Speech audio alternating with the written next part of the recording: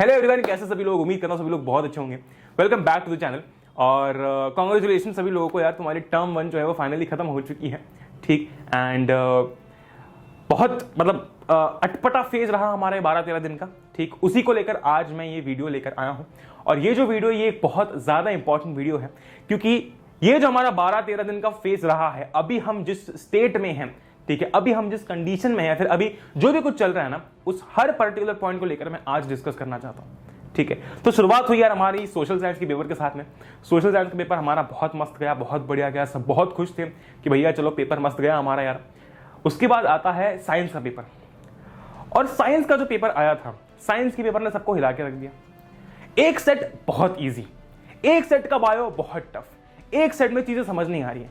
मतलब यार एक बच्चे के लिए ये, मतलब अगर एक बच्चे के पॉइंट ऑफ व्यू से देखें, ठीक है, तो ये एक बहुत डिस्टर्बिंग चीज है, क्योंकि जब एक सेट बहुत आसान आ रहा है या फिर एक सेट में कोई चीज बहुत डिफिकल्ट आ रही है, उस बच्चे के लिए तो ये चीज बहुत ही हार्ट ब्रेकिंग है ना। उसके लिए तो उसको तो ऐसा लगेगा कि यार मैंने प्रिपरेशन तो की थी, मेरा लक काम नहीं किया है, पर किसी को अच्छा सेट आ गया, किसी को बुरा सेट आ गया, है कि नहीं।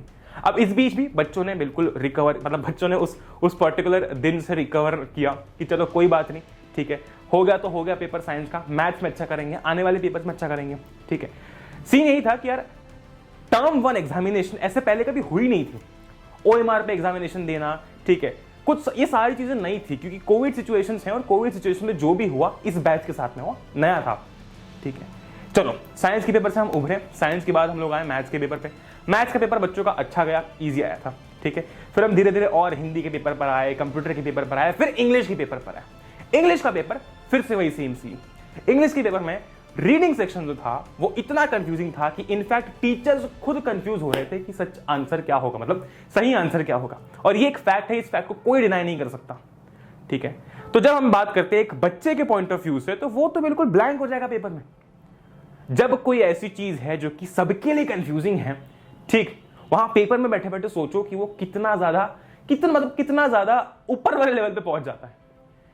साइंस हमारा इंग्लिश का पेपर हुआ, इसके अंदर भी बहुत सारे बच्चों ने ये बोला कि JSK1 एक, मतलब कोई सेट एक बहुत इजी था, कोई सेट बहुत टफ था, सेम चीज। अब इस बीच ना मैं कभी कभी सोचता हूं कि यार ये जो सब कुछ हुआ, टर्म 1 एग्जामिनेशन गई, इसने हमको सिखाया बहुत कुछ। अब इस बीच आंसर कीज रॉन्ग आ रही है, कुछ जगह पे आंसर जो है, आंसर की कुछ गलत दी हुई है।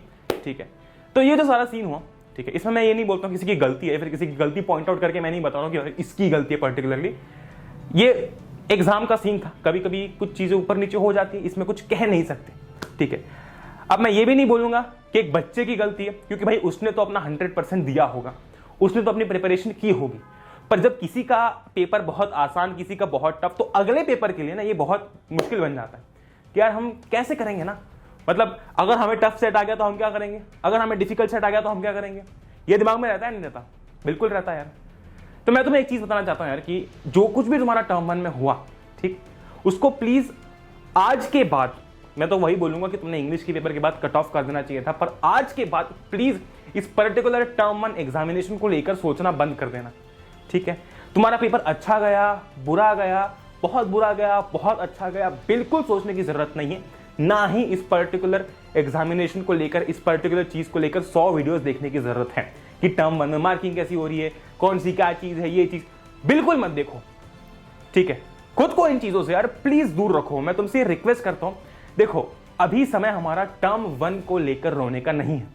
ठीक, ये वीडियो स्पेशली मैंने आज इसी पर्टिकुलर पॉइंट के लिए बनाया था कि ये समय हमारा टर्म 1 को लेकर रोने का नहीं है।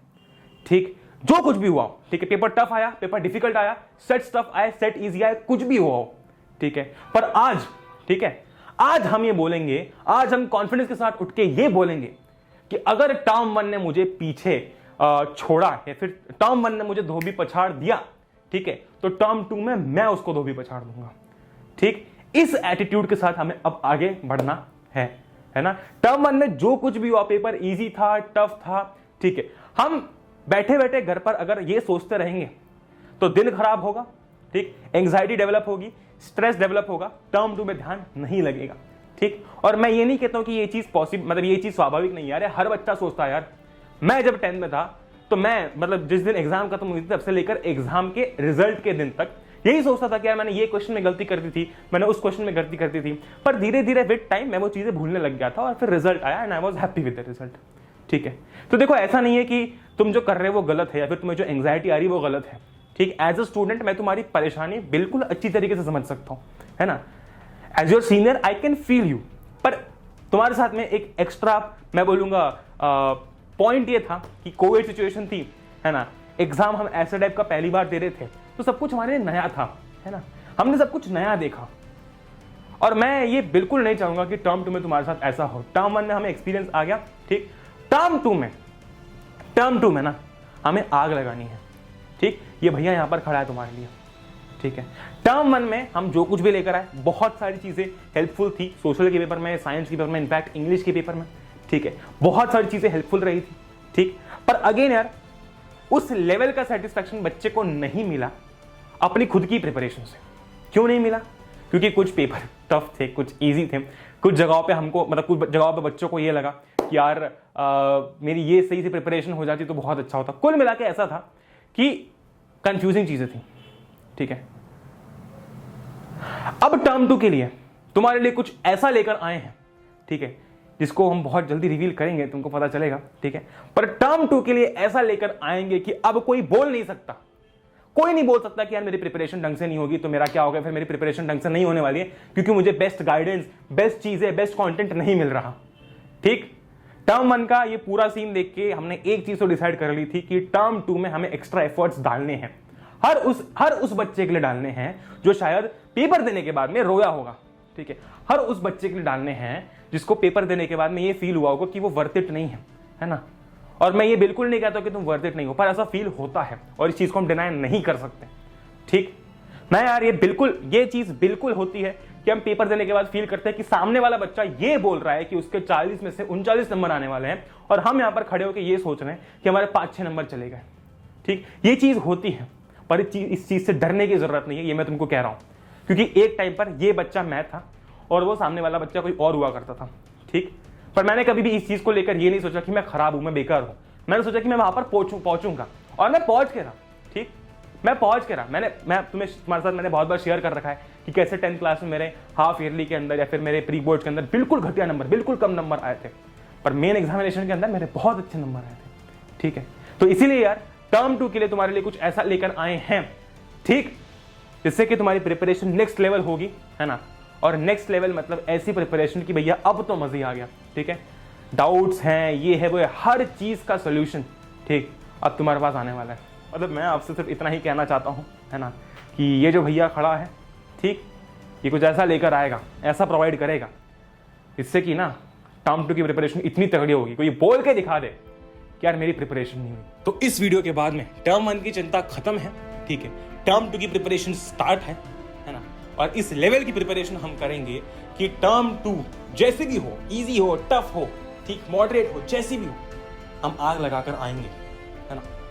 Very good. With that being said, उम्मीद करता हूं कि आप लोगों का इससे थोड़ा सा कॉन्फिडेंस बूस्ट अप हुआ होगा। मिलते हैं अगले वीडियो में, ठीक है, लेकर आते हैं आप लोगों के लिए सरप्राइज। टिल देन यार टर्म 1 की सारी चिंता भूल जाना, ठीक, चिल करो, एंजॉय करो, मस्ती करो। अथर भैया हैं यहाँ पर, विल फाइट टुगेदर और आग लगाएंगे। विद दैट बीइंग सेड, जय हिंद, वंदे मातरम, एंजॉय करो। मिलते हैं अगले वीडियो में। Till then, good bye.